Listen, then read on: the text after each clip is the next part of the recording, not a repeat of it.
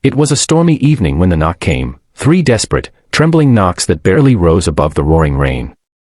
Inside the sprawling mansion, warm lights shimmered across marble floors, and silence ruled except for the low hum of the fire.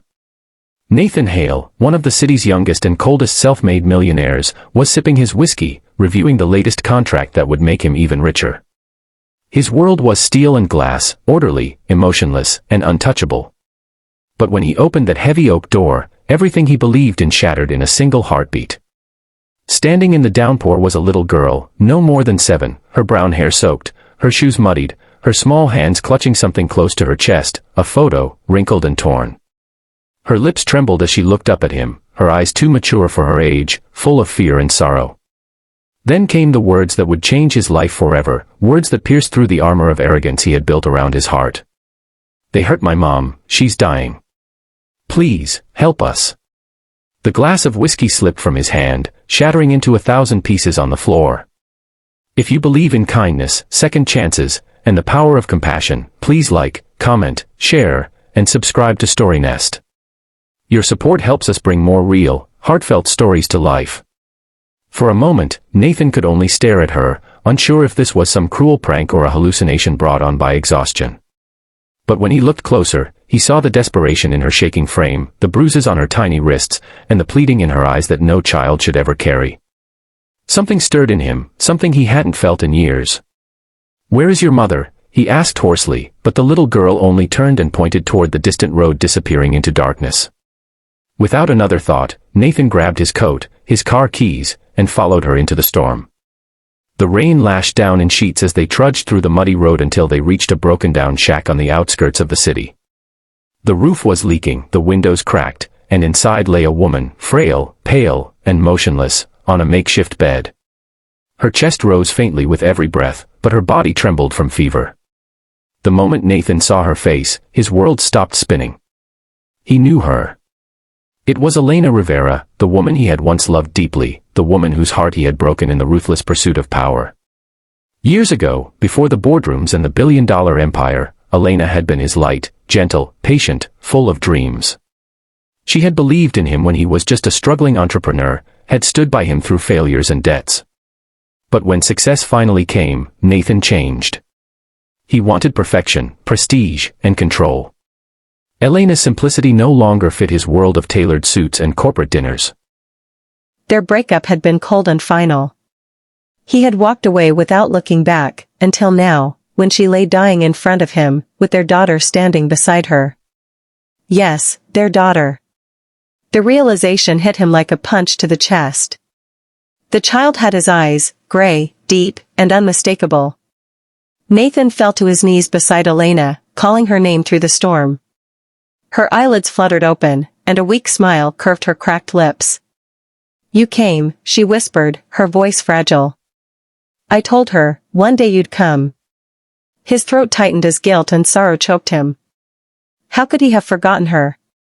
How could he not have known? He had spent years chasing wealth, yet the most precious thing he ever had, the woman who loved him and the daughter he never met, were hidden away, suffering. He scooped her into his arms, rushing her to his car, the little girl holding tightly to his sleeve. The hospital was miles away, but he drove like a man possessed, praying she would hold on. The rain blurred the road, his vision clouded by tears he could no longer suppress. When they finally reached the emergency ward, the doctors rushed her inside. Nathan and the girl sat in the waiting area, drenched and silent. Hours passed before a doctor emerged with a grave expression. "She's stable for now, but she's very weak. Malnutrition, infection, exhaustion, she's been through a lot. We'll do our best." Nathan nodded numbly, sinking into the seat beside the little girl. "What's your name, sweetheart?" he asked softly. "Lily," she whispered. "Mom said you were my dad. She showed me your pictures. She said you were busy helping people and couldn't come." Those words cut deeper than any wound. Elena had shielded him from blame, even in his absence. She had protected Lily's image of him, while he had been living in luxury, forgetting everything that made him human. In the following days, Nathan didn't leave the hospital. He arranged the best doctors, bought her the best room, stayed awake by her bedside every night. Lily would fall asleep on the couch, her tiny hand clutching his. For the first time in years, Nathan felt something beyond ambition, he felt purpose. When Elena finally opened her eyes, weak but alive, Nathan broke down beside her. He confessed everything, his regret, his arrogance, his blindness.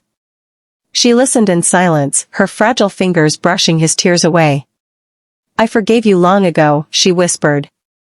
"But you have to forgive yourself now, for her." She nodded toward Lily, who was drawing flowers on the hospital's white sheet. From that day, Nathan changed. He canceled board meetings, ignored investors, and focused only on one mission, bringing Elena and Lily home. He renovated one of his old properties into a warm, sunlit cottage surrounded by gardens, because Elena loved flowers. Every morning, he cooked breakfast for them, learning to burn pancakes less each time. Lily filled the house with laughter that he never knew he needed, and for the first time, Nathan Hale smiled, not as a CEO, but as a man who had rediscovered his soul. But happiness, as always, came with a price. One evening, as the sun set over the garden, Elena collapsed again. The doctors said her heart had grown too weak, that years of hardship had taken their toll. Nathan refused to believe it. He called specialists from abroad, spared no expense, but money couldn't buy more time. On her final night, Elena called him and Lily to her side. Her voice was faint, but her words were crystal clear. "Promise me, you'll never let her feel alone." Nathan nodded, his tears falling freely as Lily hugged her mother tightly. "And promise me you'll live, not for success, but for love. That's what you forgot once. Don't forget again." She smiled one last time, then slipped away quietly as the rain began to fall again outside. The mansion was silent that night. Nathan buried his face in his hands, broken yet somehow awakened. He had everything, wealth, fame, power, but none of it mattered anymore. All that remained was Lily, holding the photo her mother had carried that night in the rain. It was of the three of them, Elena, Nathan, and baby Lily, taken long ago, before pride tore them apart. From that moment, Nathan devoted his life to giving Lily the childhood her mother dreamed of. He left his empire to his board, started a foundation in Elena's name to help struggling mothers, and spent his days teaching Lily how to be kind, brave, and strong. Every Sunday, they visited Elena's grave, where Lily placed fresh daisies and whispered stories about her week. And Nathan, once the cold-hearted CEO, learned to smile through tears, because he finally understood what love truly meant. If this story touched your heart, please like, comment, and share it. Subscribe to StoryNest for more real, emotional stories that remind us of love, forgiveness, and second chances. Before you go, comment below, what would you have done if a little girl like Lily knocked on your door that night? Would you have opened it? Because sometimes, one knock can change a life forever.